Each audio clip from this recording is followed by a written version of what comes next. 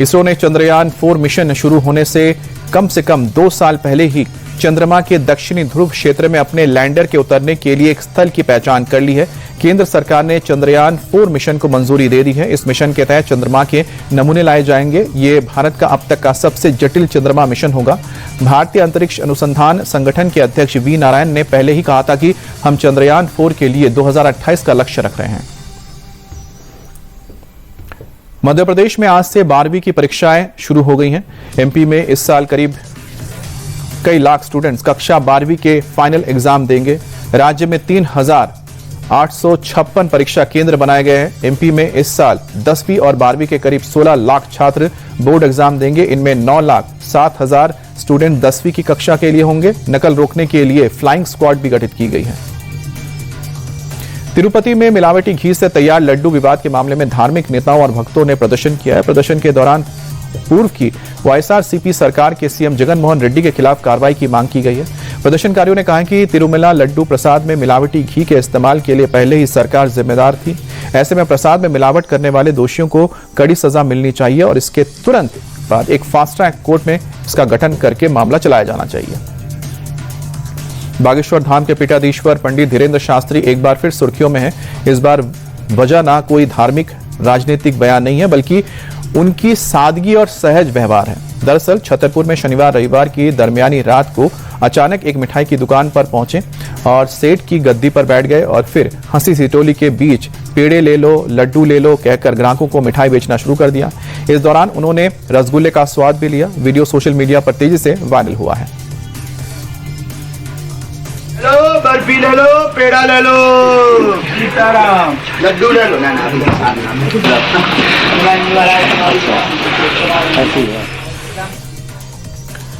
दिल्ली में गड्ढे में गिरने से हुई मौत के मामले में शुरुआती पोस्टमार्टम रिपोर्ट सामने आई है। सूत्रों के मुताबिक कमल की मौत दम घुटने और ट्रॉमिक एस्फिक्सिया की वजह से हुई है। दरअसल जब कमल गड्ढे में गिरा तो उसके मुंह और नाक में मिट्टी फंस गई और बाइक भी गिर गई, जिसके चलते उसे सांस लेने में तकलीफ हुई और दम घुटने से उसकी मौत हो गई। कमल की जांघ पर भी जलने के निशान मिले हैं, जो बाइक के साइलेंसर के कारण जला हो सकता है।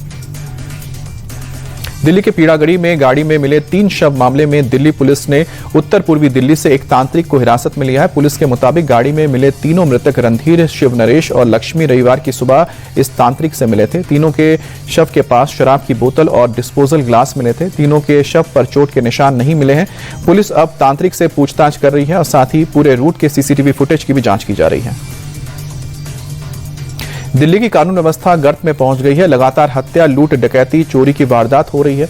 अब ख्याला के इलाके में 14 साल के नाबालिग के मर्डर की घटना सामने आई है, जिसके बाद एक बार फिर से राजधानी के लॉ एंड ऑर्डर पर सवाल उठ रहे हैं।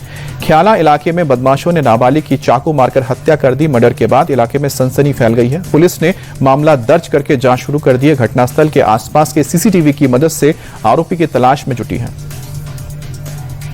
दिल्ली के शास्त्री पार्क फ्लाईओवर पर बदमाशों ने बड़ी लूट की वारदात को अंजाम दिया। मनी ट्रांसफर का काम करने वाले शख्स पर हमला करके 3 से 4 राउंड फायरिंग की और करीब 80 लाख रुपए नगद से भरा बैग लेकर भाग गए।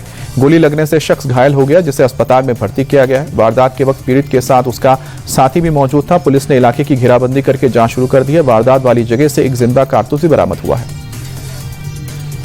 मुजफ्फरनगर के बझेड़ी गांव में मस्जिद के इमाम की छुट्टी को लेकर 2 पक्षों में जबरदस्त झड़प हो गई। मामूली कहासुनी से शुरू हुआ विवाद देखते ही देखते हिंसक हो गया। दोनों पक्षों के बीच जमकर मारपीट और लात घुसे चले। कई राउंड फायरिंग भी हुई है। गोलीबारी के बाद गांव में दहशत का माहौल है। पूरी घटना सीसीटीवी में कैद हो गई है। मौके पर पहुंचकर पुलिस ने मामला शांत कराया और आगे की जांच शुरू की है। यूपी के नोएडा में तेज रफ्तार का कहर दिखा। नोएडा के सेक्टर 62 में एक बेकाबू टेम्पो सड़क के किनारे खड़े ट्रक से टकरा गया और पलट गया।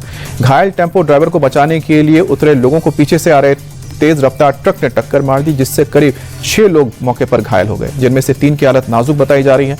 पुलिस इस मामले की अब जांच कर रही है। अपराधियों और गैंगस्टर्स के खिलाफ पंजाब पुलिस ने ऑपरेशन प्रहार 2 लॉन्च किया है। 72 घंटे में 2760 जगहों पर छापेमारी करके 1200 से ज्यादा बदमाशों को गिरफ्तार किया है। सीएम मान के निर्देश पर पुलिस ने पूरे राज्य में वांटेड अपराधियों, गैंगस्टर्स और भगोड़े अपराधियों के खिलाफ अभियान शुरू किया है।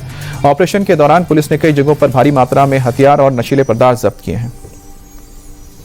जयपुर में फूड एंड सेफ्टी डिपार्टमेंट की टीम ने मालवीय नगर में एक नामी रेस्टोरेंट पर छापा मारकर 50 लीटर फूड ऑयल और 40 किलो सड़े गले टमाटर नष्ट करवाए। टीम ने छापा मारा तो वहां काला हो चुके ऑयल में फ्रेंच फ्राइज तैयार किए जा रहे थे और यह स्वास्थ्य के लिए काफी हानिकारक था। इसके साथ ही प्लास्टिक के कैरेट में सड़े गले टमाटर रखे हुए थे जिनका प्रयोग बर्गर में होना था। जयपुर में मदीना डेयरी एंड बेकर्स पर छापा मारकर खाद्य सुरक्षा विभाग ने करीब 650 किलोग्राम नकली पनीर बरामद किया है। पूछताछ में फर्म के मालिक ने बताया कि पनीर अलवर से 200 प्रति किलो की दर से मंगवाया गया था। हालांकि पूछताछ में उसने यह स्वीकार किया कि पनीर को तेल और मिल्क पाउडर की मदद से तैयार किया गया था। पनीर का नमूना लेने के बाद अधिकारियों ने बरामद सभी पनीर को नष्ट कर दिया।